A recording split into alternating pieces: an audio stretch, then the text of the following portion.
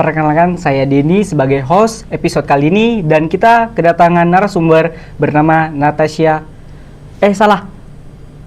Naila Martasya. Ya, betul. Boleh perkenalkan dulu, Nat? Boleh. Halo teman-teman. Oh, jadi alasannya Naila itu masuk di divisi public speaking Ya. untuk melatih komunikasi biar supaya tidak gugup ya bicara di depan banyak orang. Itu juga bisa kan melatih kayak presentase Ya, atau betul. apa gitu kan. Oh. Oke.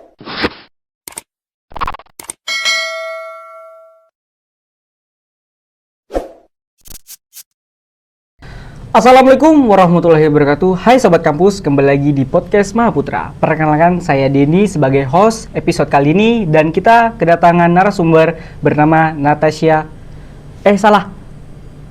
Naila Martasya. Ya, betul. Boleh perkenalkan dulu, Nat? Boleh. Halo teman-teman. Nah, sebelum kita ngobrol lebih jauh, boleh nggak sedikit ceritakan tentang pengalaman kamu di SMA dan pernah nggak ikut di organisasi waktu kamu SMA? Wah, masa SMA ya. Masa SMA itu masa yang seru banget sih menurut saya, karena di masa SMA ini saya ikut berbagai kegiatan. Itu di OSIS, itu saya ambil di bidang keagamaan. Kemudian juga saya ikut kegiatan Paskibra, dan waktu itu saya lolos di tingkat kecamatan dan gagalnya di tingkat kabupaten gitu. Oke, jadi kamu sebelumnya itu pernah ikut Paskibra tingkat kabupaten, namun gagal gitu ya. Tapi nggak masalah ya. Nggak masalah. Itu Jadikan pengalaman gitu lah ya. Oke, jadi selain organisasi OSIS atau Paskibra, mungkin dari pengalaman itu apa yang kamu dapat? Tentunya ada manfaat yang saya dapatkan. Itu dari yang saya nggak tahu jadi tahu, dan juga saya tahu cara membagi waktu saya dan antara sekolah dengan organisasi tadi. Oke, jadi pastinya kamu dapat lah ilmu-ilmu yang bisa nanti untuk bekal ke depannya gitu ya, Betul. untuk menyenjang masa depan kamu gitu lah ya. Yeah. Nah, dan sekarang kamu ini kan udah tamat sekolah nih, udah Yeah. tamat dari SMA gitu. Kalau boleh tahu nama sekolahnya itu apa? SMAN 2 Kampar Kiri Tengah. Itu di mana? Di Kampar Kiri Tengah. Daerah arah Lipat Kain sana. Oh, jauh ya? Nggak jauh kali. Nggak jauh ya? Nggak jauh. Kira-kira berapa jam? 1 jam lebih lah gitu. Oke, sekarang kan kamu itu udah kuliah Ya. di salah satu kampus STIE Mahaputra, ya kan? Apakah kamu aktif organisasi juga? Tentunya saya ikut organisasi juga. Di STIE Mahaputra Riau ini saya ikut organisasi Himari, Himpunan Mahasiswa Mahaputra Riau. Kalau boleh tahu alasan kamu ikut organisasi itu apa? Alasan saya ikut organisasi itu, saya ingin tahu bagaimana sih mengasah soft skill saya seperti komunikasi, manajemen waktu, dan bagaimana sih mengambil keputusan yang baik itu gitu. Jadi setelah Naila ikut organisasi, banyaklah mungkin pengalaman-pengalaman yang udah didapat gitu lah ya. Iya, alhamdulillah ada banyak. Itu kan organisasi itu ya dari Himari ya. Iya. Terus kan pasti ada dia kayak apa ya dibilangnya, kayak divisinya gitu. Oh, Mungkin divisi iya, apa yang Naila ambil? Itu divisi public speaking. Saya mengambil divisi public speaking. Public speaking. Iya, betul. Kenapa Naila memilih divisi public speaking? Kan karena banyak pastinya divisi-divisi lain kayak keilmuan atau kesosialan. Karena saya kurang di bidang ngomong-ngomong itu, saya kurang. Apalagi ngomong depan orang ramai itu saya nggak berani. Jadi itu alasan saya masuk divisi public speaking. Oh, jadi alasannya Naila itu masuk di divisi public speaking untuk melatih komunikasi biar supaya tidak gugup ya bicara di depan banyak orang. Itu juga bisa kan melatih kayak presentase Ya, atau betul. apa gitu kan. Oh. Oke. Terus ini kan Naila ini kan kuliah terus ikut organisasi gitu. Ya. Gimana cara Naila itu membagi waktu antara kuliah dan ikut organisasi biar agar waktunya itu seimbang? Kalau untuk waktu itu fleksibel, karena di organisasi ini jadwalnya menentukan jadwal kita juga. Tapi itu biasanya kegiatan itu dilakukan weekend gitu. Jadi nggak terganggu kuliah saya. Oke, itu dilakukan weekend atau hari-hari yang nggak mengganggu Naila Iya, gitu mengganggu ya. kuliah. Terus kalau seandainya organisasi ini tiba-tiba ada kayak seperti acara rapat atau ada acara-acara di luar dari kampus kayak ada bantuan-bantuan gitu, itu mengganggu nggak menurut Naila? Kalau menurut saya itu nggak mengganggu sama sekali. Kenapa nggak mengganggu? Karena jadwalnya kan udah ditentukan. Jadi jadwalnya itu biasanya dilakukan sore, sedangkan kuliah itu saya pagi. Oh, kuliahnya pagi gitu Iya, ya? kuliah pagi. Oh, jadi nggak terlalu mengganggu ya Iya. kan?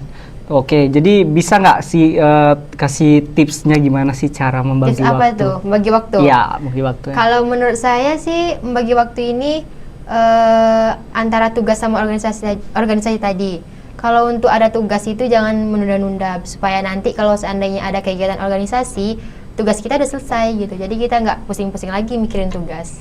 Pastinya kan nggak tugas aja sih pastinya kan. Pasti kan ada kayak yang lain-lain dari tugas gitu. Yang lain-lain tugas sih saya nggak ada, soalnya saya nganggur, cuman kuliah aja kerjanya Oh, sekarang. jadi kegiatan sekarang itu cuman kuliah Iya, dan kuliah ikut sama organisasi. organisasi. Jadi nggak terlalu mengganggu Nggak waktu terlalu ya. Oke.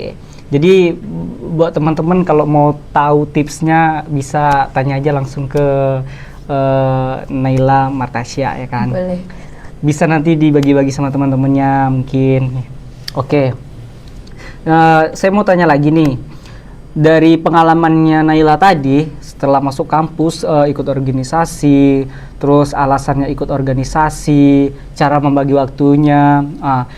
Setelah merasakan semua itu dan menjalani semua itu, apa yang didapat? Banyak sekali semenjak saya ikut organisasi ini, banyak sekali manfaatnya yang saya rasakan. Dari awalnya saya nggak bisa ngomong, jadi saya bisa ngomong depan orang ramai, dan saya untuk tampil itu nggak ada grogi-grogi lagi semenjak masuk divisi public speaking ini. Iya, public speaking itu memang untuk melatih komunikasi kita di depan banyak orang ya pastinya kan gitu. Tapi itu saya mau tanya dulu sama Naila ini. Sebelum masuk di public speaking ini, apakah tipe Naila itu orangnya itu pendiam atau malu atau memang dasarnya memang nggak berani gitu di depan banyak orang? Kalau untuk itu sih tergantung orangnya juga. Kalau orangnya saya udah kenal itu saya nggak malu-malu lagi. Tapi kalau untuk tampil serius itu, walaupun saya udah kenal sama orangnya, pasti saya tetap grogi. Gitu. Oke, berarti ada juga lah kemajuan dan manfaat untuk masuk di divisi public speaking Iya, ini banyak, ya kan. banyak Karena kan sekali. kita kan apalagi kalau kuliah itu kan, apalagi kalau sedang presentase, pasti kan kita juga menjelaskan kan. Iya, Itu kan betul. kadang kayak mungkin Naila sendirilah lagi sedang presentase di depan teman-temannya, mungkin ada rasa-rasa gugup atau apa? Kalau untuk rasa gugup pasti ada tentunya. Pastilah itu Iya, ya. pasti. Makanya Naila memilih untuk masuk di Divisi divisi public public speaking speaking gitu ya. Iya. Oh ya, selain untuk melatih komunikasi nih, dari yang tadinya Naila tidak bisa berani berbicara di depan banyak orang, terus kayak masih malu-malu gitu. Jadi apa yang Naila rasakan setelah berani berbicara banyak orang? Apakah kepercayaan Naila itu 100% udah berani gitu, kayak istilahnya pede gitu, pede kayak percaya diri gitu? Apa sekarang mulai masih ada rasa-rasa nggak percaya dirinya gitu? Kalau untuk rasa percaya diri itu pasti selalu ada. Cuman karena ikut divisi tadi, saya udah ini emang kalau untuk gugupnya pasti ada gitu. Jadi saya udah biasa aja. Udah biasa aja lah ya. Makanya ya sebenarnya bagus juga gitu ya kan. Bagus. Ada nggak kepikiran untuk mengambil divisi lain kayak sosial dan iya. kemanusiaan? Nggak ada, karena tujuan awal saya itu ikut organisasi emang mau ngambil divisi public speaking. Oh, memang tujuannya. Iya. Terus dulu kan waktu SMA itu kan OSIS nih. Iya. Di OSIS itu ngambil apa tadi? Bidang keagamaan. Terus di kuliah sekarang ngambil di public speaking. Sekarang kita kaitkan ya di keagamaan dan public speaking. Ada nggak menurut Naila itu manfaat yang Naila dapat Dari keagamaan dua-duanya itu? Oh, tentunya ada. Kalau public speaking tadi, saya nggak berani ngomong depan orang, jadi saya bisa ngomong depan orang. Ya itu public speaking. Kalau untuk bidang keagamaan itu cara melatih kepemimpinan saya, cara mengatur orang juga. Karena di SMA itu, kalau untuk kegiatan di bidang keagamaan itu kami mengadakan rohis setiap Jumatnya. Jadi saya dan teman-teman saya mengecek satu-satu kelas itu apakah orang itu udah ada panitianya untuk mengisi acara rohis tadi. Gitu. Oke. Jadi yang pertama itu pastinya semua yang kedua-keduanya itu pasti ada kelebihan dan keuntungannya gitu ya. Oke. Jadi kembali lagi kita masih membahas seputar organisasi nih ya. Kan organisasi ini kan kita taunya hanya di kampus gitu kan. Iya. Pernah nggak di luar dari kampus, selain di sekolah SMA dulu atau di kampus, pernah nggak di luar dari itu pernah ikut organisasi? Kalau untuk di luar itu belum pernah sih, masih di kampus saja. Berarti tahunya ikut organisasi ini dari SMA sampai kuliah? Iya itu. Jadi Naila itu memang belum pernah sama sekali? Belum, cuman di organisasi kampus sama SMA aja. Oke. Jadi sekarang saya mau tanya sama Naila ini, apa yang Naila rasakan sekarang dan apa yang membedakan organisasi di waktu SMA dan di waktu kuliah sekarang? Kalau bedanya, kalau waktu SMA itu saya cuma ikut iseng-iseng aja, cuman kayak cobalah ikut organisasi gitu. Tapi kalau di kuliah ini saya emang mau merubah diri saya gitu. Kalau di SMA itu saya kayak cuma iseng-iseng aja, kalau di kuliah saya harus bisa ngomong ini gitu. Jadi dulu waktu SMA itu pemikirannya masih belum masih ikut-ikut, jadi belum tahu itu ikut. organisasi apa gitu Iya. ya. Dan sekarang udah kuliah, tahu organisasi itu sangat penting Iya, pastinya penting. ya kan.